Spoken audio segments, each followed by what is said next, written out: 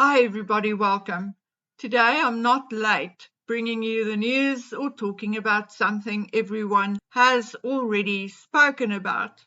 No, I think I was likely one of the first who listened to the announcement yesterday. I then went and made a post on Instagram, but I just could not jump on YouTube and open my mouth.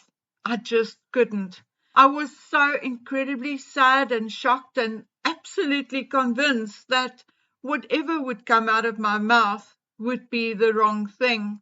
So I waited until I thought I could coherently string a sentence together without offending anyone.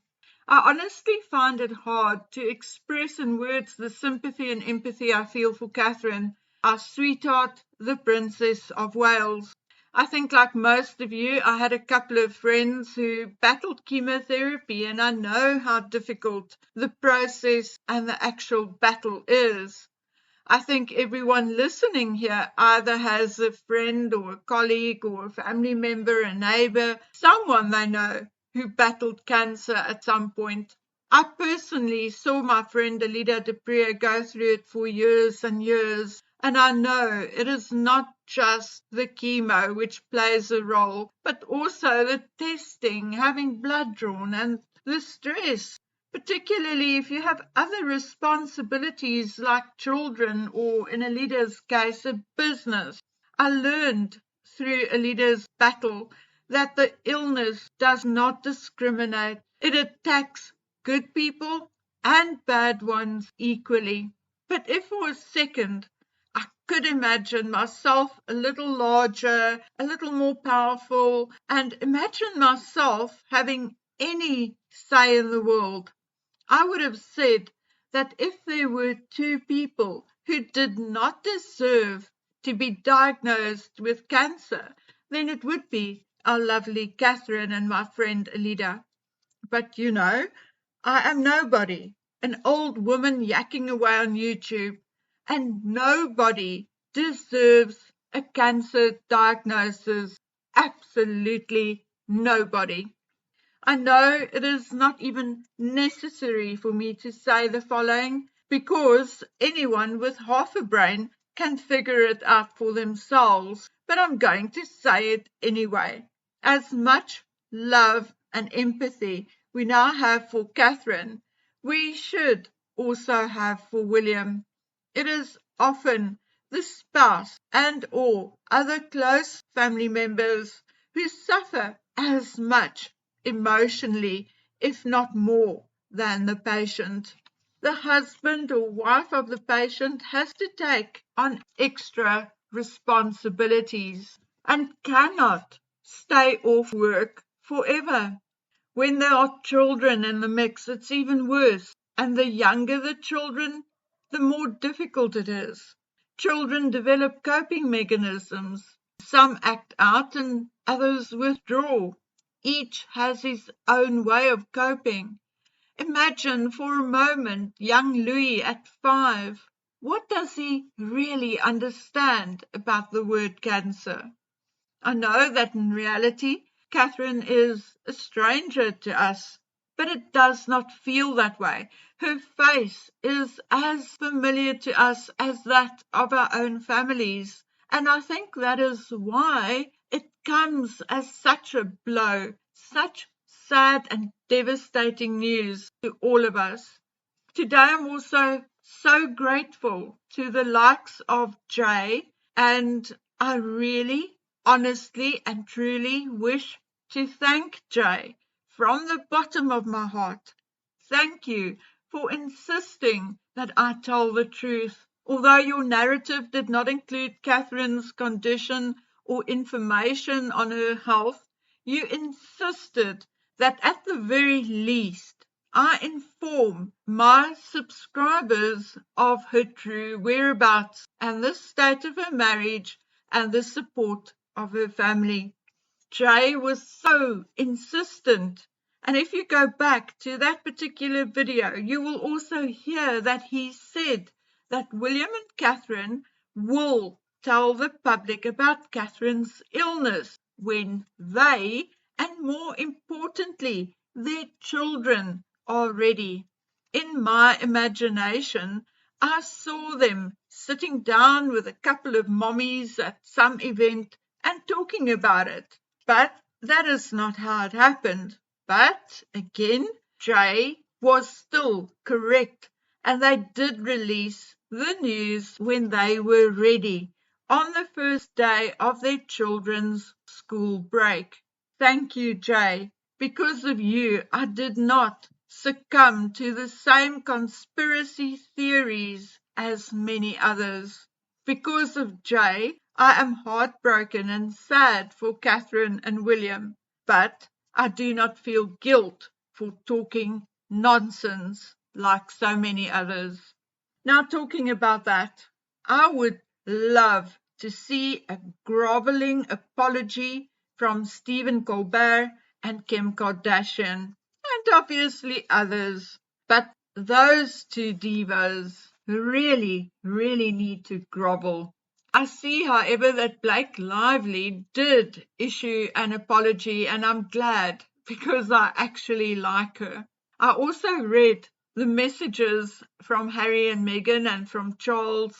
Now, why the content of Harry and Meghan's message had to be made public, I don't know. All they needed to say was that they were in contact privately. That's all. Yet, being who they are, they had to put something out in the media to draw a little attention to themselves. However, it did not really work this time, did it?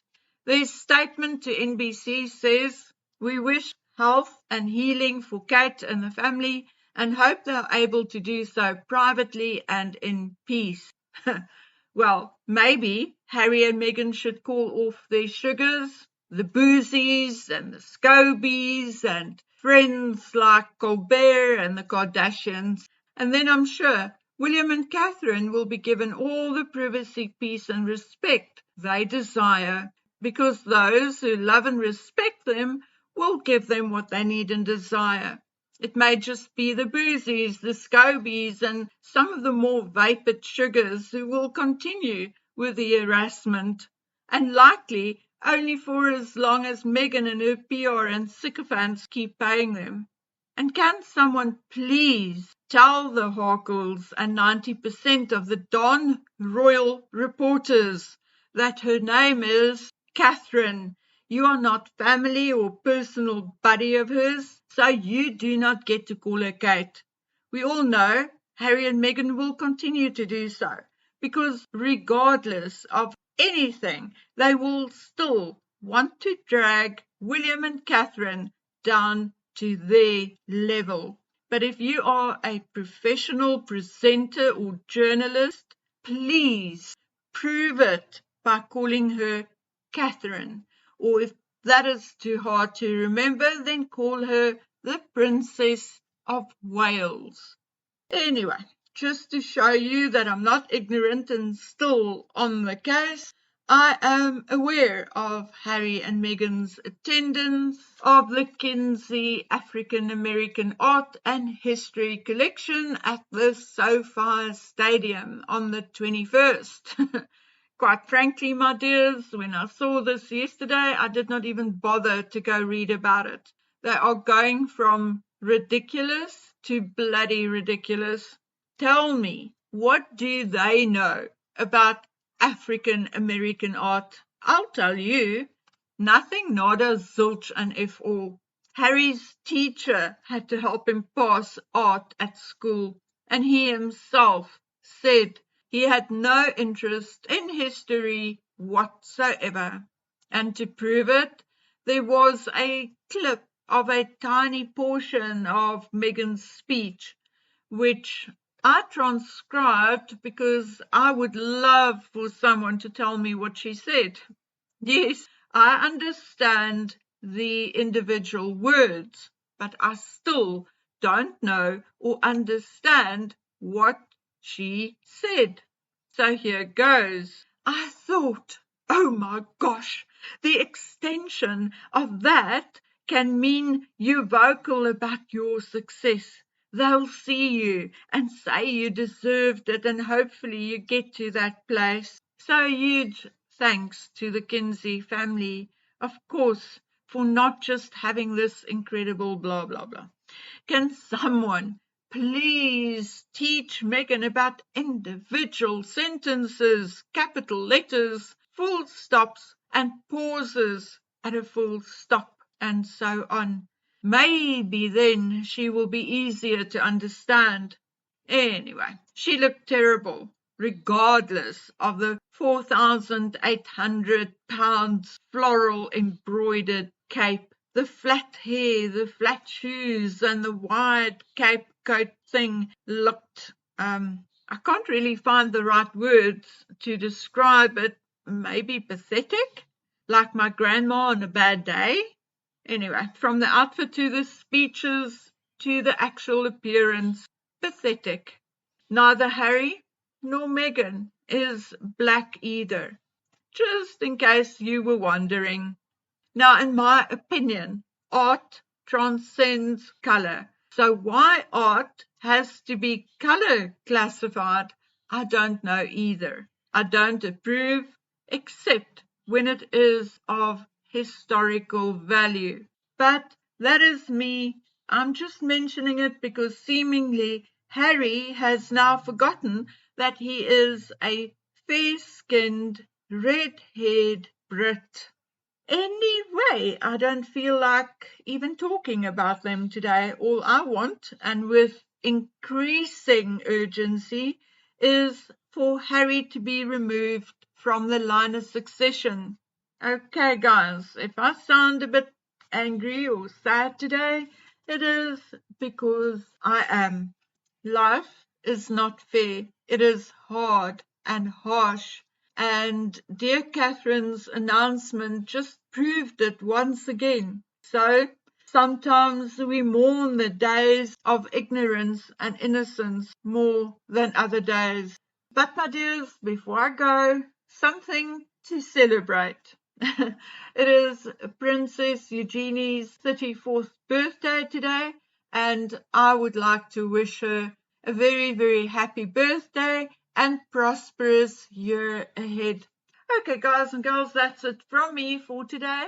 We'll meet again on the next one. So until then, please take good care of yourselves. Bye.